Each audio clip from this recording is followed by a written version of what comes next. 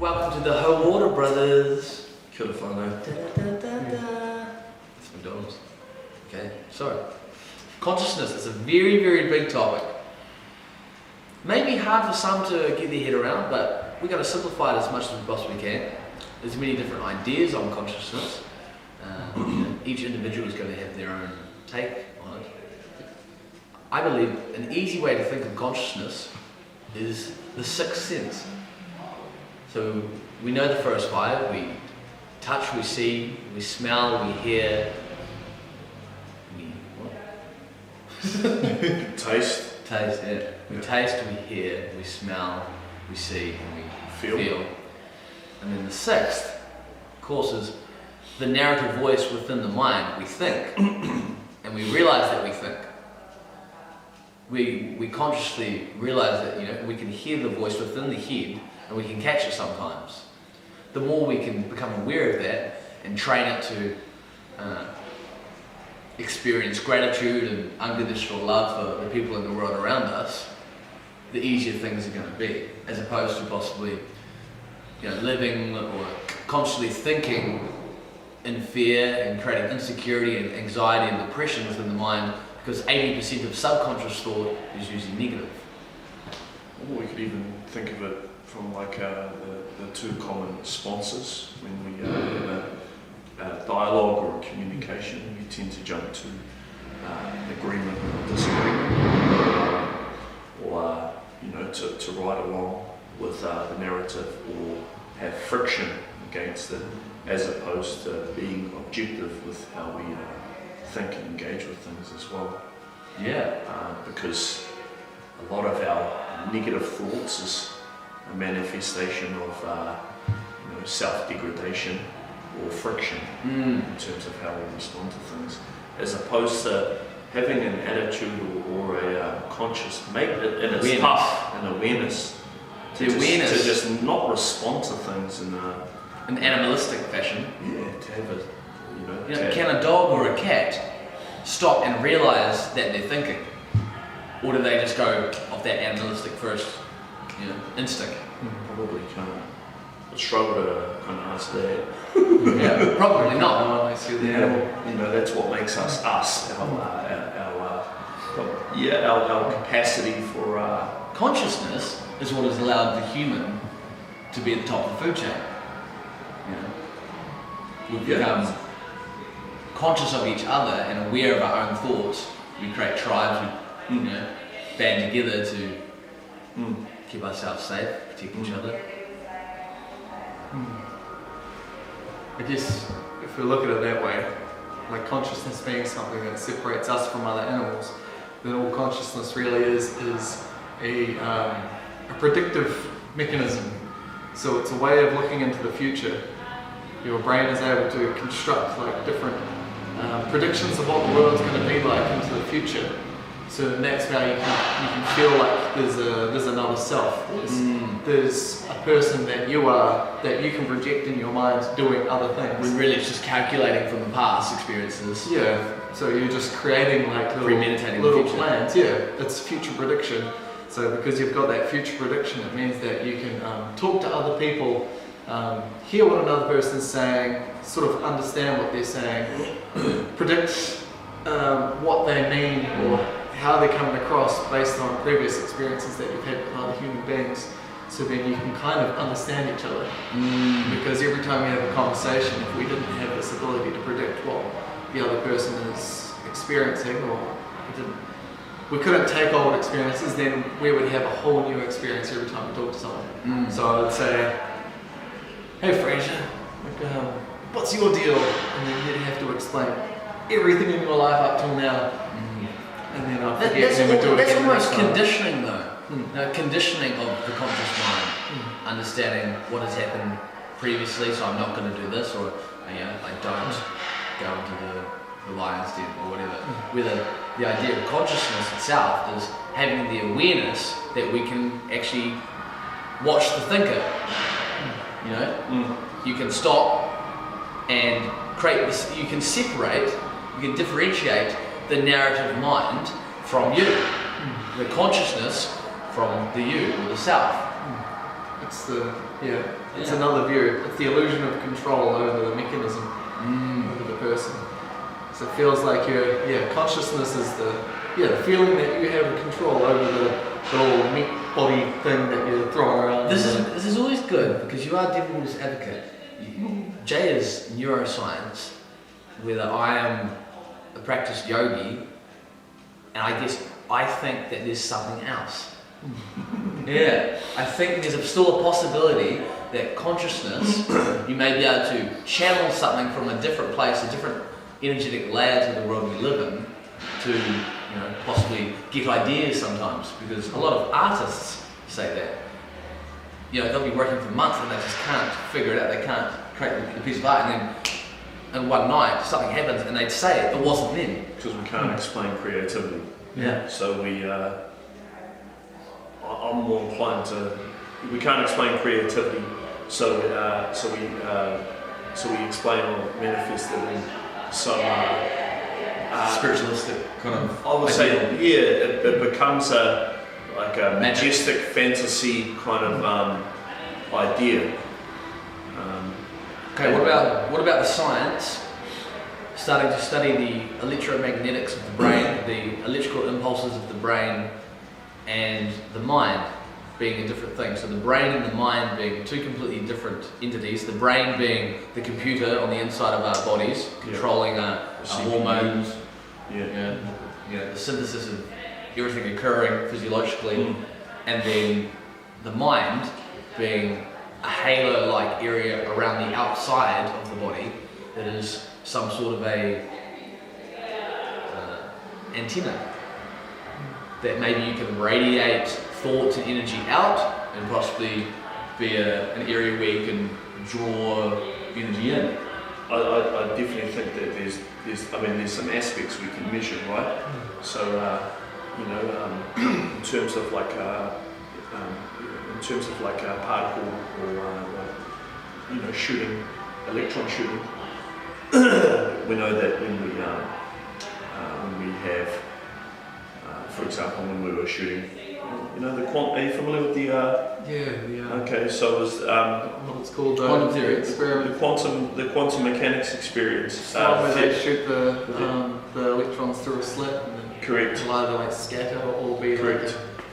Shot. So when there were humans present in the room, the electron followed the theory at play. They allowed the machine to just continue to shoot, and they left the room in order for it to fire a huge sum of electrons, for them to come back and observe any patterns later. And what they found was there was a dispersing of the electrons, so we couldn't explain, but for whatever reason. So would that be more in support of the idea that consciousness is a different energetic layer? It's not necessarily to the world we live, or is it no? We're just an organism that's learned how to think. Or more that living beings have an effect on things. Living entities have a resonance. So we can call it. I think it's important not to get caught up in the realm of spirituality, because it starts turning things into it becomes fantasy as opposed to reality.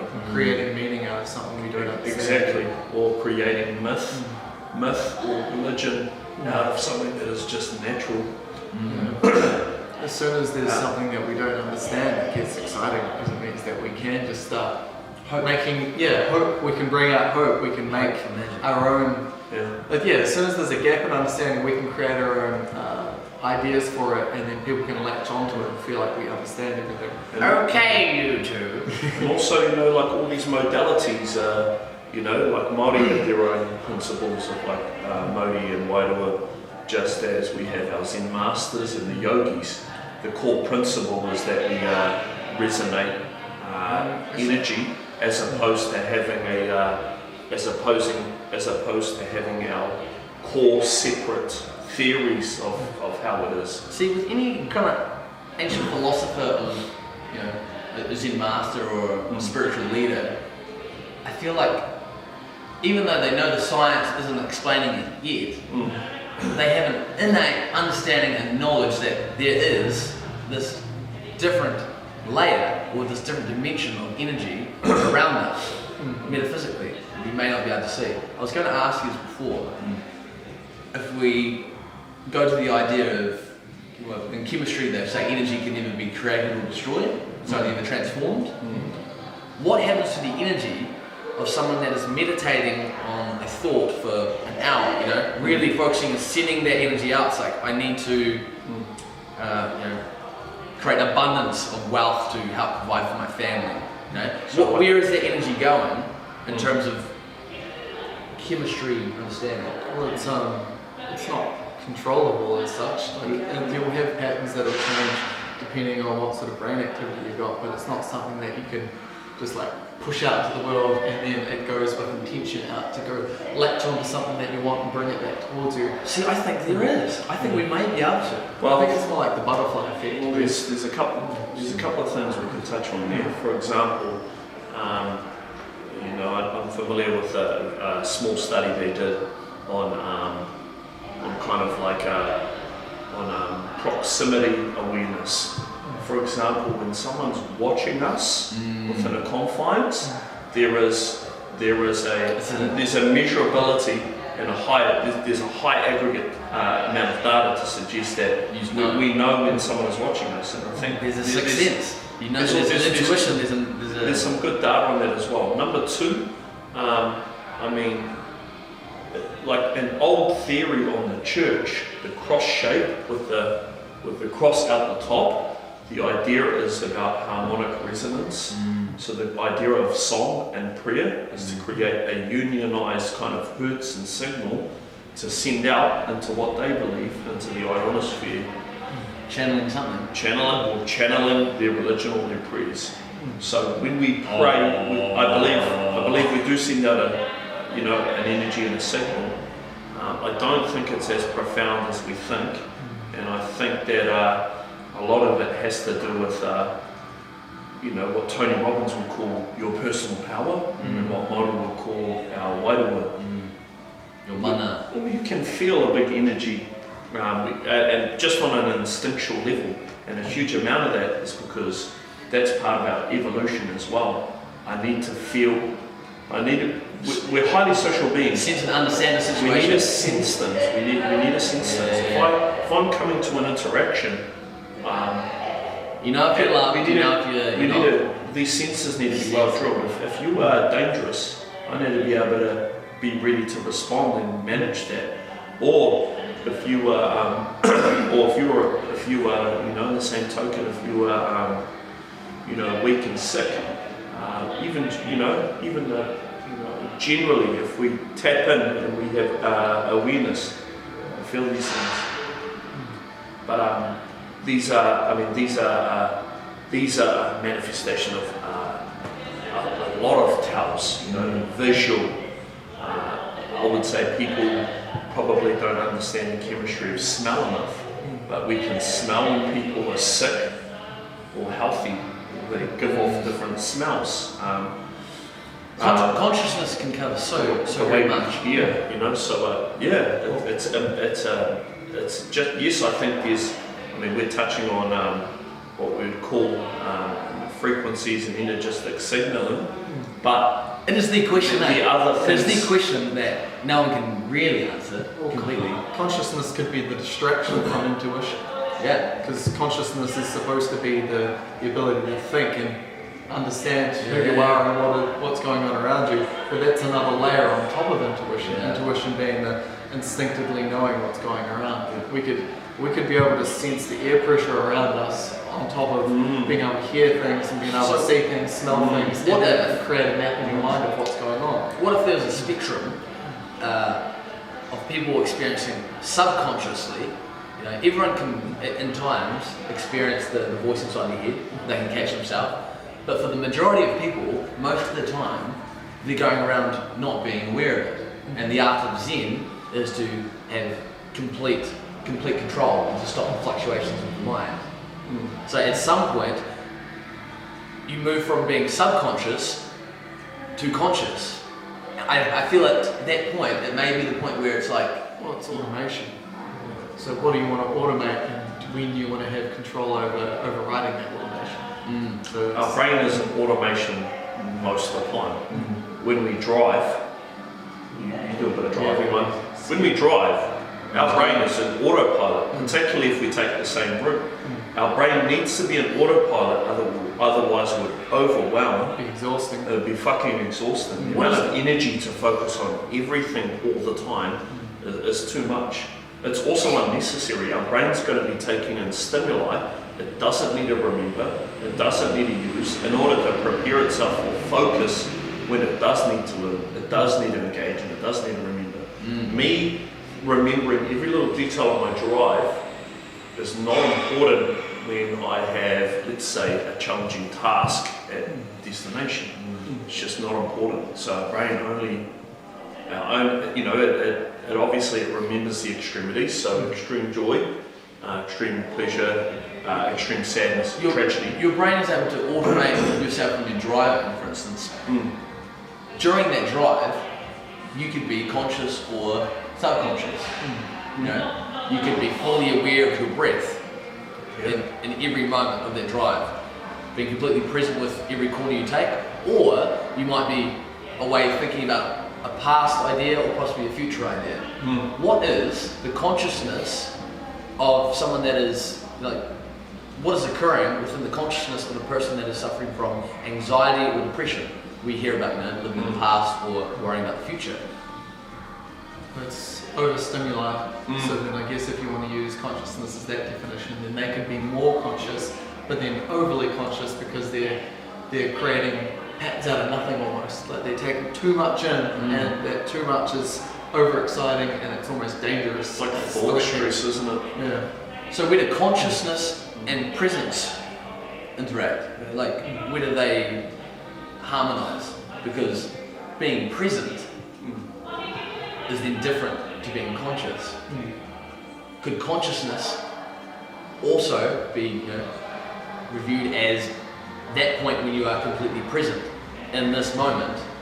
Hamiora to my left, James to my right, speaking in front of for the podcast, or is your mind away, thinking about the past? And we kind of, we're always in our mind a little bit. It's how we. It's the. There's some more than others. It's the engine. I don't think there's a line around. Is there a consciousness spectrum? Yeah, it'd be, rather than being like a linear line, it'd be like a sphere of understanding of two Fibonacci sequences spiraling away from it. And that central point, possibly, where you hit consciousness, is where you see the bigger picture, and it's like, I want to help more people get to this point, to understand and be aware of the bigger picture, as opposed to, worrying about myself, or the individual, the I. I'm trapped in my own head. It's like, wait a minute, we're trying to lift the consciousness, the mass consciousness. I think it makes it difficult to understand when we try and define, say, like presence and consciousness as separate things, since consciousness is the element of being present, but having like the aware of thought. Yeah, the presence, the idea of being present, being able to observe what's going on around you, but without reacting to it. So you're just really keeping all your senses open. And then consciousness is having the senses open, but then predicting what's going on with it. So they happen interchangeably. And then I was thinking before, like with a depressed person or something suffering from anxiety, they're not conscious that often, because they're constantly living in the past or the present, or just emotionally reacting to the content of their brain. And Eckhart Tolle, who's like a spiritual leader, written lots of books, The Power of Now.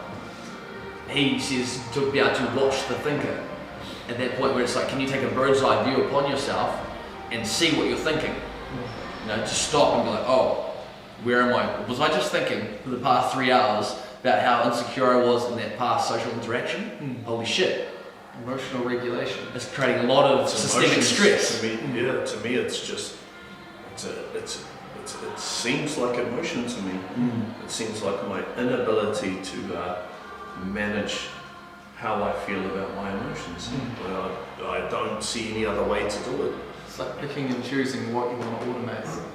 Do I want to be super reactive to things that are happening around Exactly. me, or do I want to take a chance, understand what I'm reacting to, and then change that? And what if you don't have the choice? You know, you're not conscious enough. You're living subconsciously more often than you are consciously. Like, how can you help someone get out of that rut? Educate. We know this.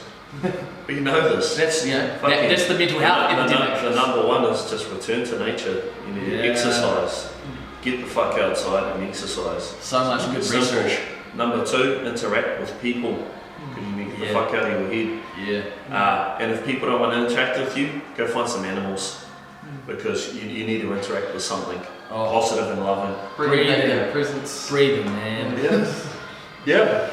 With an animal, animals like they are like the most present things there are. Like they experience what's going on around them and they react accordingly.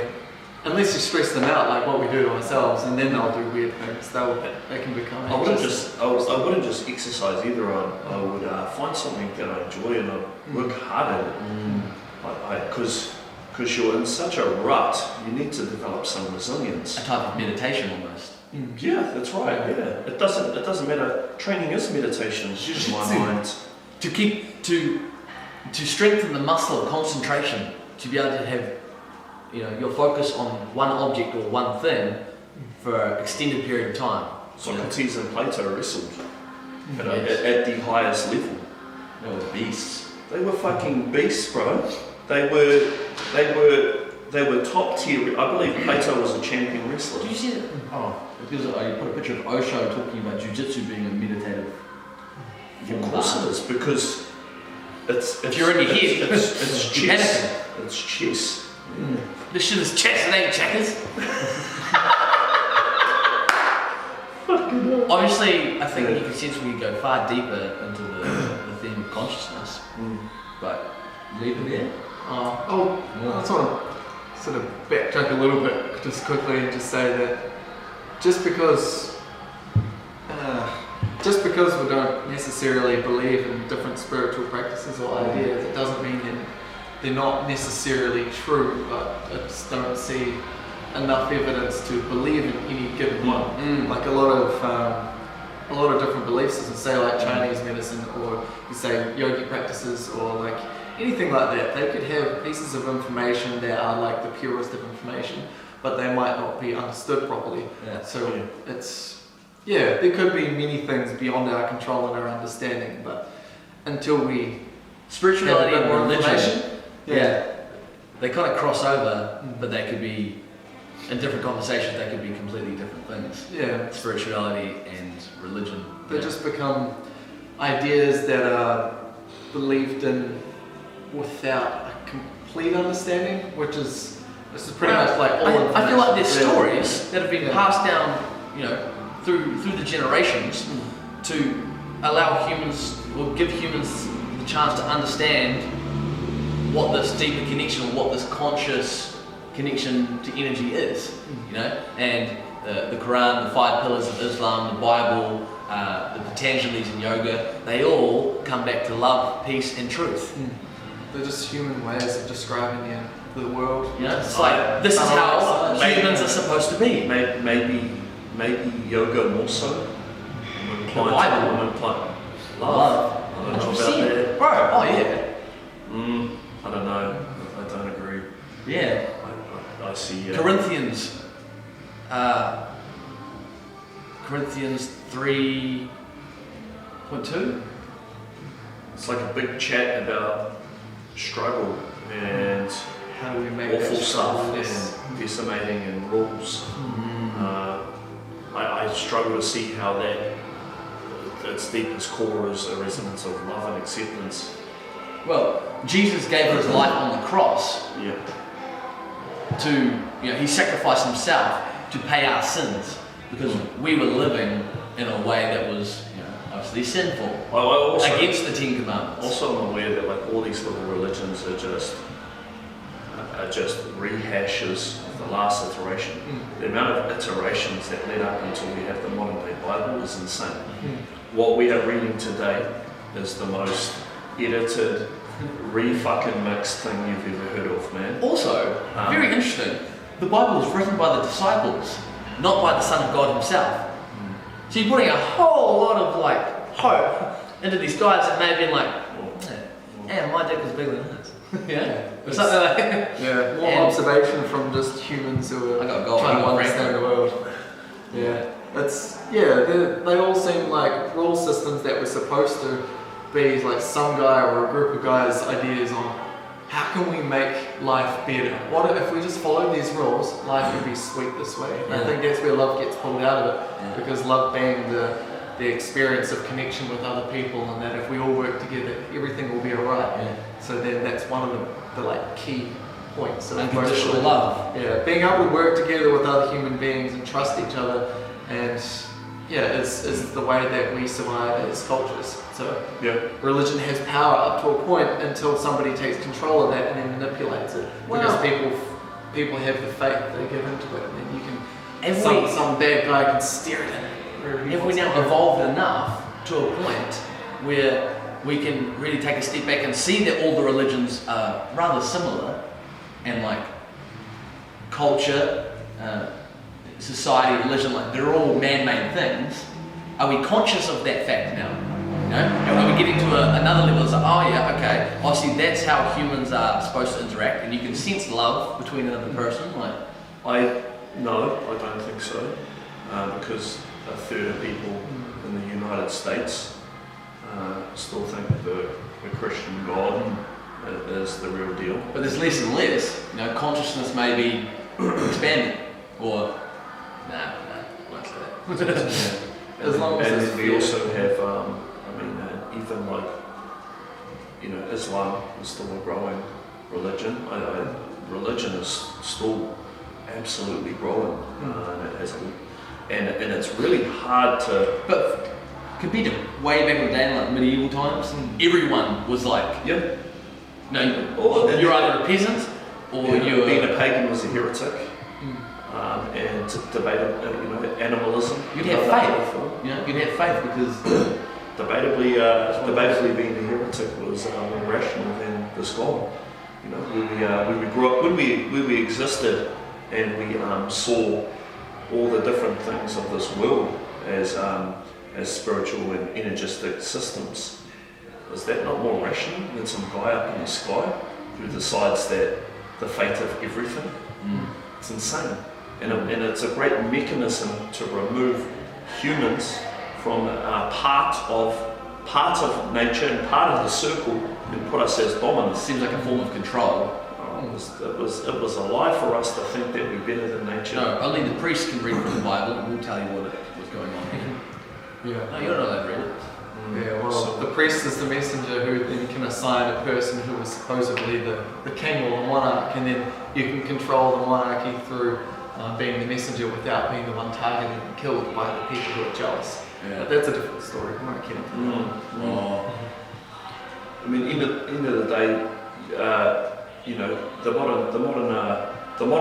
the initial bones and structure of the Bible we read today it's an evolution and loose picking of ancient Egypt. That's the truth. So it has nothing to do with Catholicism and a couple of birds in the Vatican City. It's a long, slow, extreme evolution of human ideas as far back as that, and it starts at constellations. These are the oldest stories. The oldest stories, the stars, the world, the sun, the moon.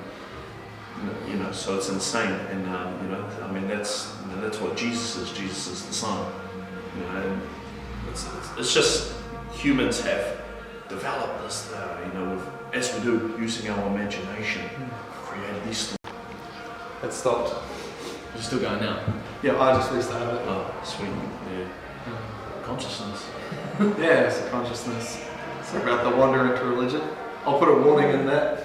Yeah. Warning, entering religions. This topic was always going to go for a walk, eh? It's going for a walk. Fuck if you're religious. I think it's probably I know everyone says not to talk about politics and religion. There's two things you're supposed to avoid. But I think the danger is in avoiding that, because we are no longer. So you don't understand it. Like we're not smart enough to deal with that conversation between other people because we're too scared of making each other upset. Yeah. And the individual interpretation.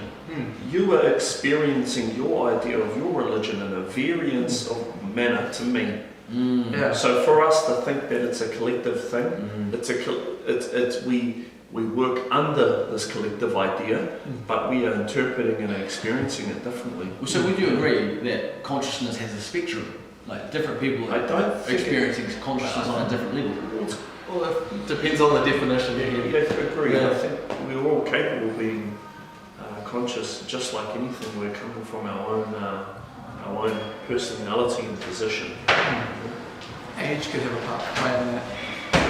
So, I don't know if we're thinking of consciousness as your sort of ability to get more information from the world, right? And you think as we're growing older, we're getting better and better at automating things to save energy, then you could say that older people are less conscious than younger people, as long as they just allow things to automate and they stop doing new things. So that could be, you could argue that is part of it. But then I think engaging with the CPU, right, the brain. If we stop learning, if we stop seeking objectively, then we I would say we degenerate. And then another thing, being extra conscious doesn't necessarily mean that you're better, but it means that you're more able to learn new things. So like wisdom is supposed to be having got experience from the world, and now you've got a lesson that you can use that will make you better at surviving. So I've gathered so much wisdom as like an 80-year-old man that I can get through life safer and teach the younger people those lessons. But then you're not good at learning new things after that because you've All got yourself. Good bro. So it's possibly the reason why older people struggle to learn new things or to change or to adapt to the culture. To drop the racism. Do you feel? Do you feel like they struggle to concentrate on an idea? On a new idea, yeah. Because they're so ingrained and conditioned to like, no, this is the way. They'll be really good at discussing ideas that they've hashed over and ingrained into their minds. Shit, I can't choose this. Yeah. To be woke. Being woke. Being woke is another thing. It's like obsessing over it. Obsessing over the change. The idea of being conscious. Yeah. Or more conscious than someone else. To a point that we're getting so obsessed with understanding that we've actually lost understanding because we're focusing on the idea more than the actual observation. Yeah.